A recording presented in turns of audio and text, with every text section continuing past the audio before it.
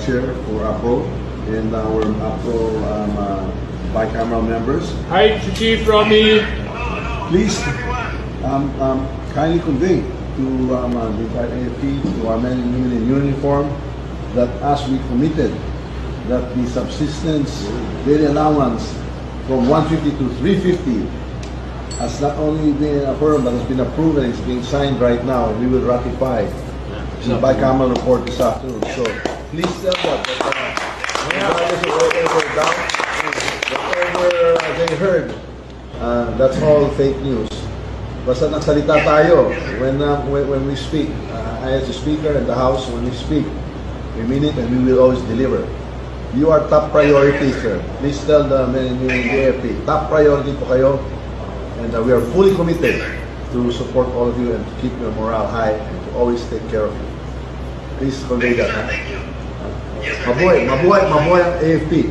Mabuhay kayo lahat. Salamat, sir. Okay. I will relate this, sir, to the troops on the ground, and then I will include this in my speech during the AFP. So that is signed here in the BICAM. It will be ratified tonight in the plenary. We will ratify the budget on Wednesday, and the President will sign it into law. That is as good as gold. So I just wanted to allay any fears that there was anything other than what we had committed in Zambales to you and to the troops. Mabuhay. Maraming salamat po. We look forward to our fellowship on the 13th at Aguinaldo. Oh, yes, sir. Yes, sir. Okay. Mabuhay. Merry Christmas to all. Thank you. Merry Christmas, sir. Thank you. Magandang regalo nito sa mga sundalo, sir. Yes. Thank you. More will be coming. We'll be looking for more ways to support the troops. Assure them. Yes, sir. We assure them more for next year as well. Thank you. Yes, sir. Salamat po. Salamat. Sir, salamat. Thank you.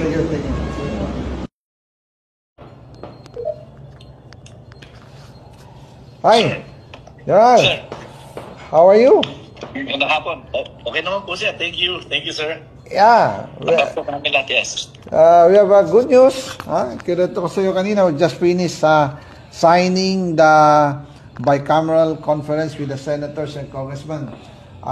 Pasok yung sinabi ko sa iyo when we meet last week, no, sa Misibis. Opo, sir. Okay, naipasok lahat, additional of 8 billion. Nauna yung 8 billion sa HGAB. Now, naipasok ulit namin another 8 billion. That's 16 billion. So, total yung buong 350 pesos na... So yeah. Can I take a video of you, sir? Sure. Okay. Yes, sir. I can show it to the staff, sir, as the personnel when I talk to them next on the 14th, on Saturday, sir. Thank you. No problem. Yes, maganda yan malaman ng mga staff na we are taking care as per instruction by our speaker, instruction by the President.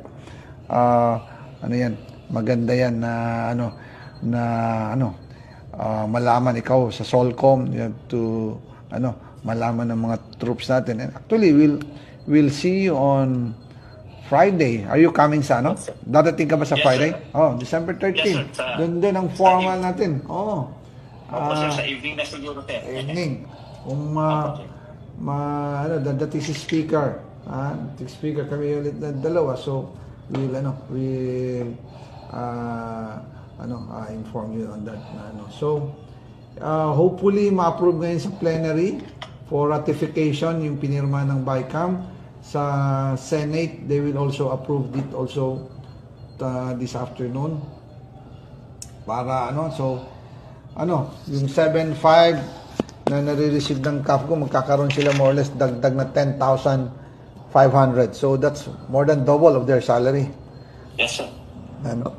So please, okay, na-inform din namin kanina si Chief Browner, but I want to inform you mismo diretso. Kasi tayo nag-usap sa Misibis and we announced it that na we'll make sure na an additional of 8 billion on the BICAM. Thank God na we're successful tayo na naipasok natin ito sa kasundaluhan. So please inform our soldiers na natuloy and na then the president will approve the budget more or less December 20. So once approve yan, starting next year, meron ng allocation ng ating mga kasundaluhan ng 350 pesos a day na subsistence allowance. Maraming salamat po, sir. Makakarating po, sir. I'll show the video to all our staff and mga sundalo po dito sa Solcom, sir. Yes. Maraming salamat po, sir. Thank you for your service. Kami here to support the AFP, the milkmen in uniform. So, yung mga black propaganda dyan na we are close with the left, hindi totoo yan. No? Gawa-gawa nila yan para lang, alam mo na, yung mga budol-budol dyan. So, anyway, that's it. We're successful and thank God na tuloy ito. Yeah. Thank you po, sir. Thank you rin. Sir, do you have, can we request a short Christmas message sa ating mga tao, sir, sa mga personnel natin, ng mga tropa? Oh, yeah, sure. To all our soldiers in the ground, you have Merry Christmas and Happy New Year. Dahil dito sa subsistence allowance, this would be the legacy of the BBM administration under the leadership of the House Speaker Martin Romualdez, and we appreciate your service to the nation. Lahat na tulong ninyo sa pagdepensa sa ating bansa, sa ating sovereignty, sa ating peace and order. Kinikilala po ng leadership ng House of Representatives Speaker Martin Romualdez ang inyong tulong sa ating mga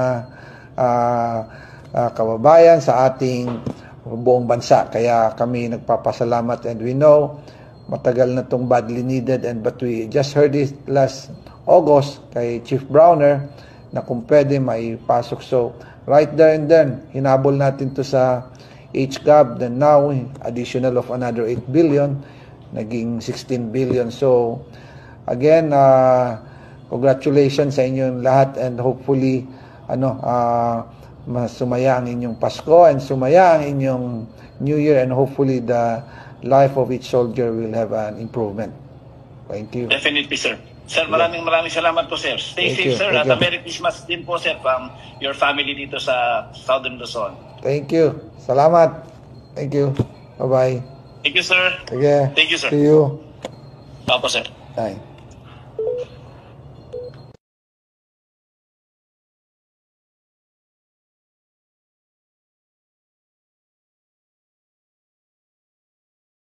I'm not aware of any core group, nor am I a member of such group that allegedly planned and prepared for the arrest of former President Duterte. It's heavily reported in both mainstream and social media. It is utterly unacceptable and unfair that my name is being dragged into an alleged grand conspiracy. I firmly deny any allegations of a grand conspiracy. In fact, the events in March 11 were spontaneous. As National Security Advisor, I was merely doing my job. However, I face all these accusations against my honor and integrity with firm resolve, knowing that I am on the side of the truth, and I was simply doing what I had to do. And in doing so, I upheld the truth, justice, and the rule of the law. Again, my loyalty is always to the country, to the Constitution, and not to any person. Thank you, Madam Chair. It was a group effort. Secretary Chidoro was there, Secretary Anyo was there too, and the President and I. Secretary Anyo, of course, his specialty is intelligence, so he was gathering all the information in his source, in his location. He still shares some affection for the former President. They had a very good working relationship. But he's a professional, he is a soldier, and he's a gentleman. So he served this role, and the information that he gathered and shared was very reliable. As a Christian, bakit ko sinusuportahan si Pangulong Duterte na kung saan minamak niya naman ang Panginoon? Simple lang ang sagot ko. Sino ba ako para mag-condemn ng tao? If he mocks God, he is accountable for that. We have no right to judge him, only God. I remember the passage in the Bible about a woman caught in adultery. Gusto ng mga tao batuhin siya hanggang mamatay. Pero nung sabi ng Panginoong Hesus, let any one of you who is without sin be the first to throw a stone at her. Sometimes, we are hypocritical enough to judge others without reflecting in our own shortcomings. Ipalagay natin na walang Diyos si Duterte. Tayo nakakakilala sa Diyos. Kaya galit na galit tayo kay Duterte. Pero ang tanong ko sa'yo, natutuwa din ba ang Diyos sa buhay mo? Iniisip mo din ba ang kapakanan ng iba o ang pansariling interes mo lang? Ikaw na ang makakasagot niyan, kabayan. Huwag tayong masyadong hipokrito na parang ang linis natin na makapag-judge tayo kay Duterte dahil walang Diyos, mamamatay tao. You know, as a Christian, maraming bagay na hindi ako sang-ayon kay Tatay Digong, lalong-lalo sa kanyang bunganga.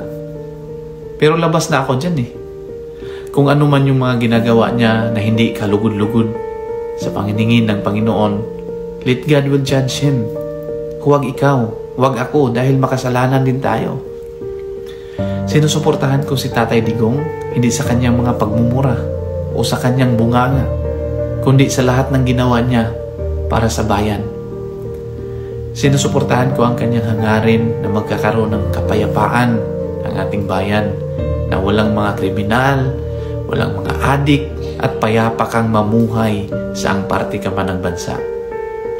Kaya nga sinasabi niya, patayin niyo ang mga kriminal, ang mga durugista, at ang lahat ng mga iligalista.